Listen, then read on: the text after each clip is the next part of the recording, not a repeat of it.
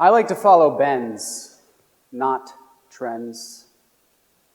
A bend in a river offers opportunity for escape, solitude, and fish. Like a vagabond, I follow winding trails, but make no plans.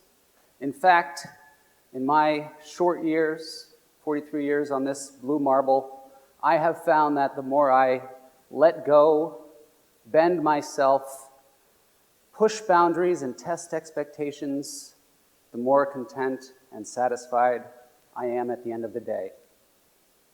I seek fish in solitude, and what I've realized about myself is not profound. It's kind of funny. I'm a bum, and I can use that word as a term of endearment. If I could, I would give up my permanent address, caravan around the world making fishing flies and trying to catch trout with them. My path has bent me thousands of miles away from my original destination, but it has brought me very close to my goal. I love all kinds of fishing, but what excites me most is the bend in a fly rod and the curve in a hook. I tie my own fishing flies, imitation insects that mimic life in and around our rivers and streams. Standing mid-current, watching mayflies in the air, and waiting with great anticipation to see if a trout will take my imitation is my moment of zen. But I did not start in the middle of a river. The paths I have followed began in Morristown, New Jersey. In fact, I didn't question the straight and forward path, the straight and narrow path that I embarked upon. In fact, when I was 17, I had it all figured out. I was graduating high school. I had a sweetheart. We were going to college, and one day we would be married. I would teach literature and poetry. We would raise children. And at the end of the day, I could fish from the comfort of my bass boat. But nature tells us there is no one path. There's not one path for any one of us, and superiority has no place in nature. Water follows whatever path that leads to its destination, and water adapts to its situation. Bruce Lee tells us to be like water. If you pour water into a glass, it becomes the glass. Water will follow a bend in a river, but also erodes its banks and changes the landscape around it. The first person to put a fishing rod in my hand was my maternal grandfather, John Nadzika. He passed down to me, like Blue Eyes, this need, desire, passion for fishing. And he taught me with a conventional rod and reel. In conventional fishing, you attach a hook to fishing line, bait, a little bit of weight, maybe a bobber. You cast, the angler infuses energy with the weight on the end of the line and casts the bait towards the target, and you need only wait for the fish to take the bait. It's easy and straightforward, effective, perhaps the most effective way to catch a fish. But what I soon realized was the simple and straightforward path was not meant for me. Some higher power decided I'd go a different way. And when I was entering my junior year, the summer between my sophomore and junior year, I had the opportunity to spend a month. I skipped a few slides. I had an opportunity to spend a month in Manito, Illinois. I was there to help out my uncle. He was having hand surgery for carpal tunnel, and I was there to help out in his lawn and garden store and paint his house. It's not much to do in Manito, Illinois, but every night after work, the bass fishing was excellent. And every night after bass fishing, my aunt would ask me, "Where's the fish? What are you doing with all these fish? How come we're not eating them? What is the point of fishing if not for human consumption?" And I realized at that moment that fishing had gotten kind of stale.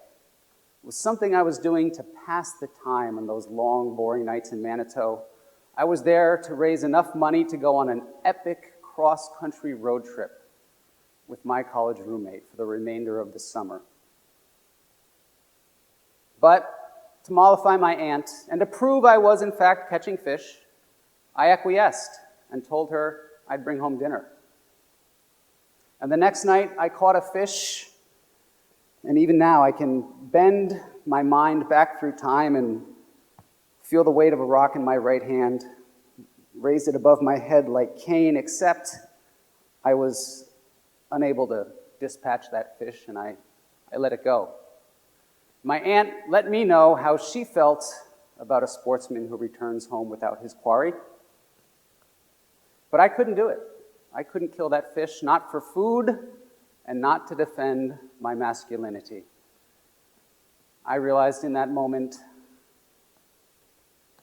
a new path was opening up, one that bent away from my traditional expectations. My cross-country road trip that summer was taken in my mother's Lincoln Mercury. She insisted we take the car because she thought it would protect us in a wreck, and it was a tank. That cross-country road trip opened my eyes to places in this country that I had never seen before, lives I didn't know even existed, the beauty and the brutality in nature and among humans. I realized in my 20th year the privilege and the ease with which I had cast and coasted through life. And I started asking questions, and I've never really stopped. I took a break from fishing for about 5 years. But I returned to it at age 25 when I went back to graduate school. I continued studying literature and poetry, seeking answers about our shared common humanity. I studied women and gender studies. I was the first male graduate with that concentration, remembering the peak of my aunt's doubt as to whether I could catch and kill a fish. I found my grandfather's fly fishing rod and taught myself how to cast again. In fly fishing, one casts the weight of the fly line. Attached to the fly line is 12 feet of a gossamer tippet. Attached to the tippet is a fly that weighs next to nothing. And the angler infuses their energy into the fly line and places the fly close to the trout. I craft my own fishing flies. I buy hooks and use feather, fur, thread, yarn, tinsel, gold wire, and beads. I recreate species of insects that trout love to eat. And using my fly rod, I place them in and on the water where trout are likely to find them. Fly fishing has allowed me contact with our natural world in tangible ways and has led me from New Jersey to New York. I've fished in Florida, Montana, Nevada, California, Hawaii, Bali, and I spent 3 years in Japan, the city of Sapporo, in the prefecture of Hokkaido, perfecting my craft of teaching and learning new methods of fly fishing. It's at this point that my path bends back home, and I was happy to return to New Jersey about 10 years ago with my partner, and together we bought a house on the banks of the Musconetcong River. We are raising 3 beautiful children, 7 chickens, 4 roosters, and 4 cats. My path has led me thousands of miles away from my original destination, but it bent me and brought me right back home. Thank you.